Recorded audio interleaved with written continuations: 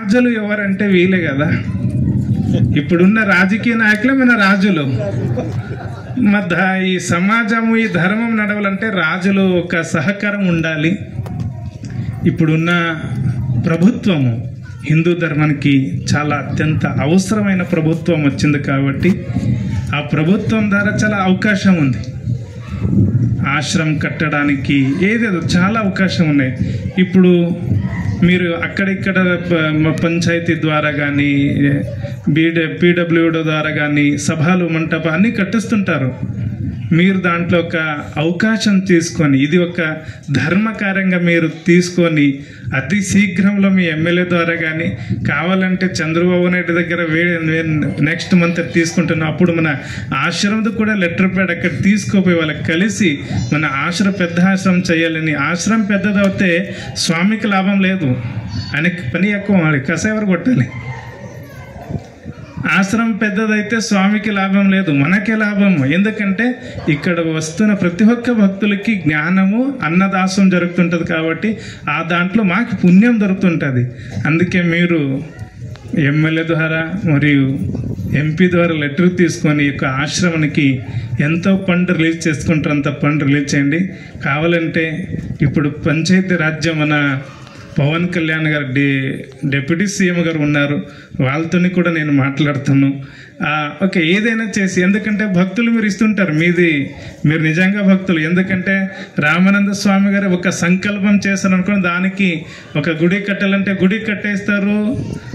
అక్కడ ఏదైనా అన్నదాసం ఛత్ర కట్టాలి, అది కట్టేశారు. ఇంకా ఇది పెద్ద కార్యక్రమం, ఇక్కడ నుంచి అక్కడ వరకు ఉంది. ఇది దాదాపు నా లెక్కం, స్వామి లెక్కం పెద్దది ఉంటుంది, నా చిన్న లెక్కము ఒక 2 కోట్ల వరకు కూడా ఇది ఖర్చు ఉంది. ఎందుకంటే ఊకే రేకులు వేసేది కాదు, ప్రతి ఒక్కరికి అది మంచిగా ఒక ఆనంద ఆశ్రమ కావాలని వాళ్ళు సంకల్పం చేశారు. దానికి ఒకసారి మీరు ప్రయత్నం చేయాలి. నేను ప్రయత్నం చేయాలంటే ఒక్కసారి నేను ఫోన్ నెంబర్ తీసుకుంటే మీకు వారంలో ఒకరోజు మీకు ఫోన్ వస్తుంటుంది.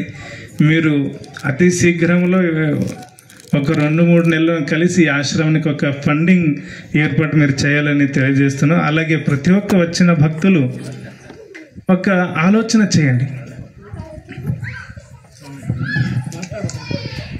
ఎట్లా ఆలోచన చేసేది? రామానంద స్వామి గారికి చాలా జనాలు శిష్యులు ఉన్నారు. మీరందరూ ఈ రోజు నుంచి మీరు ఇంట్లో ఒక గల్ల ఏమంటారు ఉండి తీసుకోండి. ఏం చెప్పాలి, ఏం చేయాలి? ప్రతిరోజు 10 రూపాయలు, ఇది నాది కాదు, ఇది రామానంద స్వామి వారి ఆశ్రమానికి. అది 1 సంవత్సరం వరకు వేసేది. 1 సంవత్సరానికి ఎంత అవుతుంది? రోజుకు 10 అయితే 3,600 రూపాయలు అవుతుంది. ఒకలాగా 20,000 జనాలు సంవత్సరం 3,600 ఇస్తే ఇటువంటి 10 కళ్యాణ మంటపం కట్టేసి తాకత్తు ఒక శక్తి మనకు ఆశ్రమం వస్తుంది.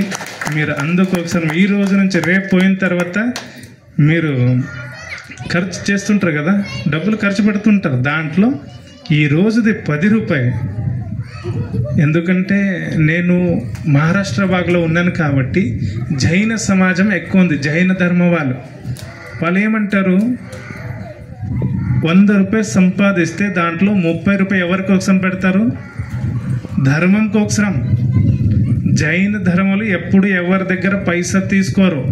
వాళ్ళు ఒక ఇన్కమ్ వస్తుంది. ఈరోజు 1000 రూపాయలు సంపాదిస్తే 300 రూపాయలు ఇది నా ధర్మం డబ్బులు, నాది కాదంటారు. అలాగే మీరేమన్నాలి, రేపు నుంచి ఇది మన 10 రూపాయలు ఇది ఆశ్రమం డబ్బులు, నాది కాదని ఒక సంకల్పం మీరు అందరు చేస్తేనే.